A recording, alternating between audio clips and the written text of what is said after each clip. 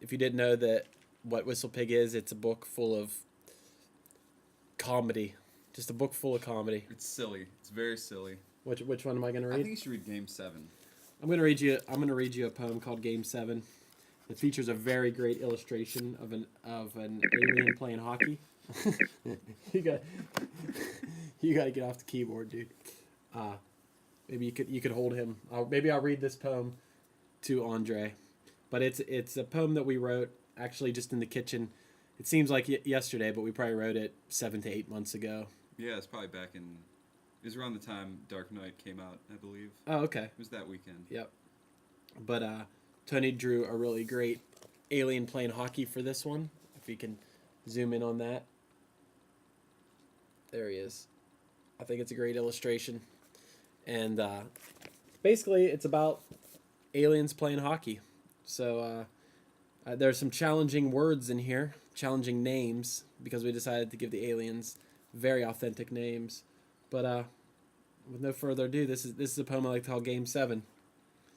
Game 7. Yokis passed to Weezob, and Weezob tied it up with a slapshot goal from the blue line in Game 7 of the Galactic Cup. Kakus was the goaltender who let the puck fly by, like a burning comet completely destroying the peaceful black space sky. It was Saturn versus Pluto, and I wore my jersey proud, as a member of the Saturn Street Dogs in front of our home crowd. A wicked fight broke out, 3:13 into the third, between Koruk and Yuhuv, after a few indecipherable words. With every player sore and tired, their skin so gray and blue. As period 3 came to an end, the score tied 22-22.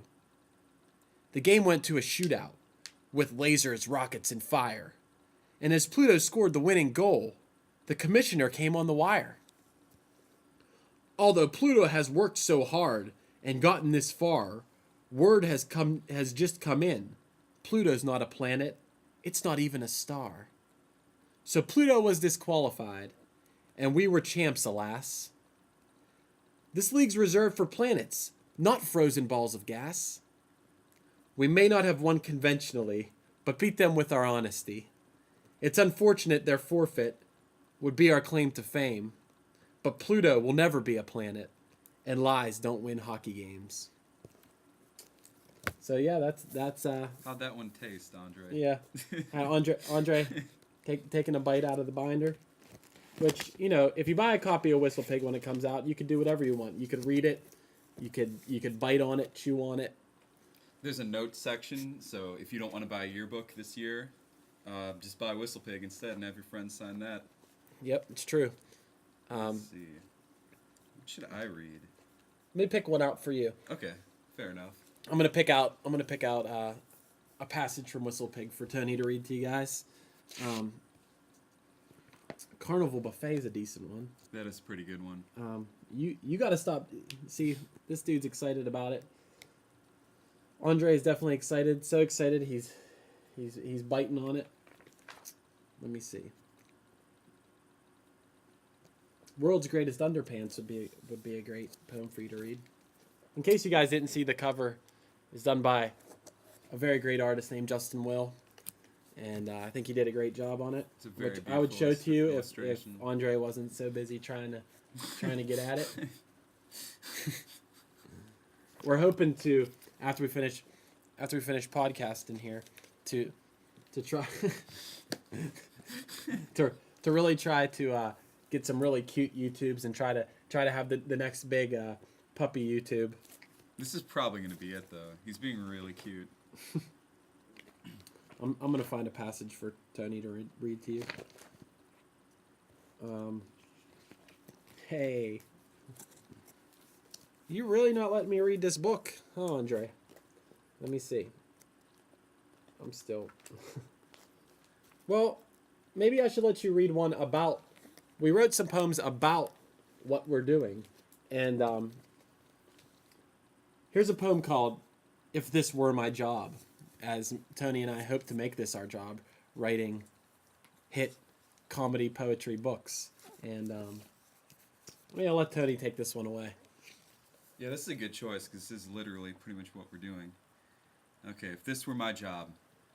If this were my job, as in writing hit comedy poetry books, I wouldn't have to wear a suit to work or a fancy cashmere sweater. No, I could wear a sweatsuit or an oversized Montreal Canadiens jersey or even a Baja jacket and Nickelodeon moon boots if I want. I could even bleach my hair and reapply bleach on a regular basis to avoid my very dark roots showing through. If this were my job, I could do anything I want. I could wake up when I want and pour myself 2 milks. And lunchtime can be all the time, because I can write hit comedy poetry while eating anything, even, especially, Cool Whip, straight from the can. If this were my job, life couldn't get any better with my 9 to 5 lunch break. Sometimes I'd jitney out to Belle Vernon, Pennsylvania for business meetings, where we play Wii Sports and count all our money while smoking bubble pipes. It will be a glorious day in the USA when we can write hit comedy poetry books as our job. I'm so excited I want to shout about it. Wow, I'm even starting to rhyme about it. So if everyone who buys this book would tell their 13 closest friends, well, let's not be so narrow-minded. Let's say 28 of your closest and most trusted friends and family members. And they will tell 30 to 50 of their closest friends, we'll be churning out hit comedy poetry books for everyone on the planet. It'd be our incredible day job, taking lots of time, finding funny things to rhyme, and wonderful jokes for each hilarious book. And just like we deserve, we'd be much richer than Dane Cook. I can't wait to write hit comedy poetry as my job, and also bleach my hair. Another great passage from Whistle Pig, a book written by us. Out February 2nd, only 4 days from now. And another book I think you guys should check out. I've had it for a while. It's Finches. Why don't you read a passage from that? I'll read you guys a little, maybe just a page from Finches. This is a passage called What Do Finches Eat? Most finches eat seeds. They crack the seeds open with their strong bills. Then they dig out the soft insides and eat them. Seeds from fruits and flowers are favorite finch foods. Many finches also eat insects, worms, and caterpillars. Some eat plants and flower buds, too. They're right here. This is a gray-crowned rosy finch, and it's eating a seed it found. For those of you who are watching. For those of you who aren't watching, those of you who are just listening, it's a pretty cool-looking finch. And I'm going to throw that over there for now. And maybe we could talk a little bit about what we did last night after we got home from the Christmas concert we went to last night. After we came home, we played a game for Wii that was pretty cool. Arctic Tail. It's called the hardest game for Wii. It's called Arctic the Tail. hardest game Let me I've ever grab played. it.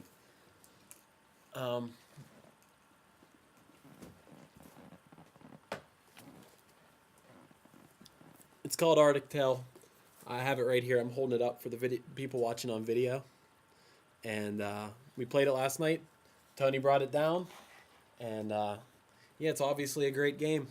Any game concerning Arctic animals, which are some of my favorite animals. It's also made by, apparently a motion picture made by the people who brought you March of the Penguins, which we've loved for obviously 6 or 7 years now, as everybody knows. Come on, stop chewing this book.